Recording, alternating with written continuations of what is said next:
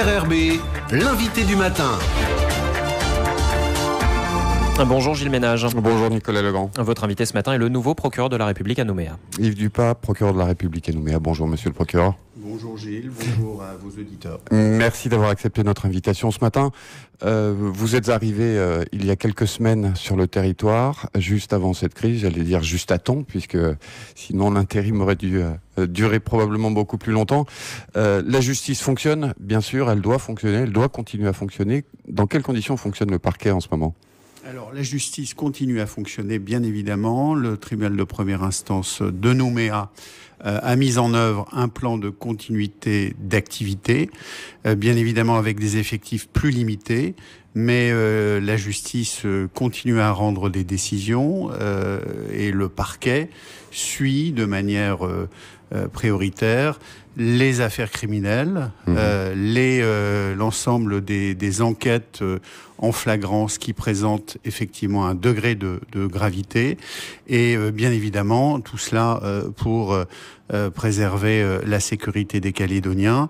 Les comparutions immédiates se poursuivent bien évidemment pour les faits les plus graves.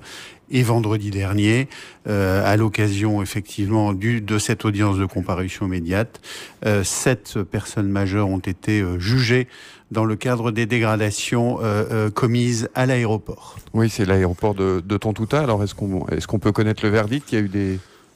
Alors sur 8 personnes qui ont été donc déférées, un mineur qui a fait l'objet d'une mise en examen et d'un placement sous contrôle judiciaire, 7 personnes majeures qui ont été condamnées pour l'essentiel à des peines d'emprisonnement assorties partiellement d'un sursis probatoire et le tribunal a décerné un mandat de dépôt contre l'un de ces auteurs qui était non seulement auteur principal mais également instigateur. Qui avait poussé les autres à agir. Tout à fait. Ce genre de violence, est-ce que vous avez le sentiment que ça se multiplie ou globalement c'est plutôt, les gens respectent plutôt le confinement ?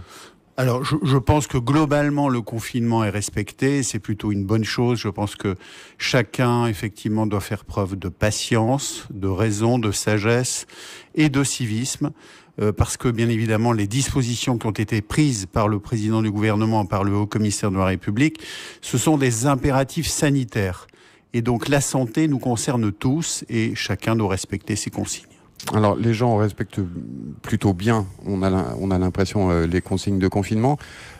Toutefois, il y aura toujours des gens qui vont aller contre ces consignes, et vous êtes là aussi pour les sanctionner éventuellement.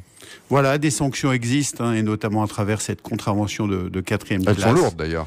Alors, déjà une contravention de 4e classe pour une première violation de ces consignes de confinement. Et chacun doit aussi mettre en pratique ces attestations de sortie du domicile à bon escient. Il y a une inquiétude, monsieur le procureur, et vous le savez très bien, c'est sur qui dit confinement dit que les gens restent ensemble. Alors, on sait que vous êtes très sensible à la violence conjugale, aux violences intrafamiliales qui sont un véritable fléau. Est-ce qu'il n'y a pas une crainte que ça augmente pendant cette période, ou des craintes de récidive, tout simplement ? Alors effectivement, c'est une inquiétude partagée au niveau du parquet, au niveau de mes collègues, bien évidemment. La problématique des violences conjugales est un axe prioritaire de notre politique pénale, vous le savez. Et effectivement, dans le cadre de ce confinement, des risques d'agressivité renforcée peuvent se présenter, mais je le dis ici effectivement très clairement, les violences conjugales font partie effectivement de ce traitement prioritaire, y compris dans le contexte sanitaire effectivement d'aujourd'hui. Donc nous traitons en priorité ces procédures de violence conjugale ou intrafamiliale. On sait que la délinquance des mineurs était aussi quelque chose de très important en Nouvelle-Calédonie. Avec le confinement, justement, est-ce que ça pose pas quelques petits soucis aussi à ce niveau-là ? Alors, Peut-être que les parents auront tendance à être beaucoup plus vigilants vis-à-vis de leurs enfants. Ce qui est sûr, c'est que, moi je l'ai dit à l'audience de rentrée et d'installation, la délinquance des mineurs, c'est une priorité. Et la justice ne peut pas porter seule cette problématique. Les collectivités territoriales doivent aussi effectivement participer à cette réflexion. Et je sais que la présidente de la province Sud, lors de notre première rencontre, s'est montrée très très ouverte sur ce sujet. En tout cas, ma responsabilité, ce sera effectivement de tenter de traiter effectivement cette problématique. Il y a un autre phénomène qui se développe, hélas, beaucoup, monsieur le procureur, sur les réseaux sociaux. On va parler de haine, puisqu'on ne peut pas parler d'autre chose, voire même de menaces. On sait que le président du gouvernement a été menacé de mort et que l'auteur de ces menaces a été condamné à 1 mois de prison avec sursis. On a des auditeurs qui ont trouvé que c'était pas beaucoup. Alors c'est une décision rendue par le tribunal de première instance de Nouméa, donc je n'ai pas à la commenter. Ce qui est je crois sûr, que le maximum c'est 3 ans de prison. Ce qui est sûr, c'est qu'effectivement pour des menaces de mort proférées effectivement sur les réseaux sociaux, eh ben d'abord c'est bien évidemment une infraction. C'est une infraction qui a conduit le parquet à orienter cette procédure dans le cadre d'une comparution immédiate.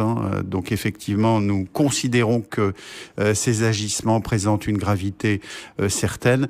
Les réseaux sociaux, effectivement, c'est l'évolution de la technologie, c'est l'évolution de la communication, et c'est bien évidemment pour partie une bonne chose, mais nous avons effectivement à regretter ce grand défouloir, parfois de haine, de violence, et bien évidemment, le parquet y sera toujours attentif pour poursuivre les auteurs de ces menaces. Au-delà des injures, au-delà effectivement de la diffamation, c'est très souvent, hélas, des menaces de mort.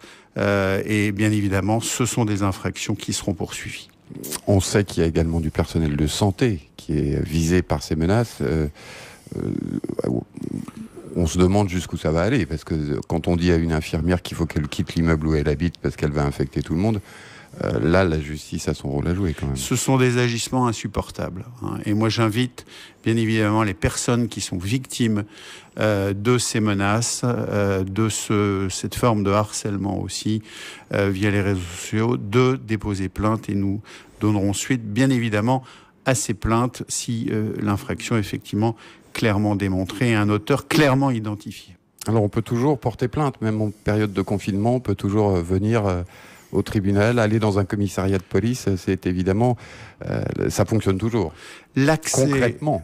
L'accès aux services publics, en tout cas de la justice, est toujours ouvert. Il y a un accueil téléphonique, il y a effectivement un poste d'entrée. Ce n'est pas parce que les audiences sont suspendues, sont reportées, que bien évidemment un interlocuteur ne peut pas être contacté, bien évidemment. Au niveau de l'instruction, au niveau du parquet, vous continuez à gérer des instructions, à faire des enquêtes. Comment ça se passe ? Bien évidemment, les enquêtes se poursuivent avec les services de gendarmerie et de la police nationale.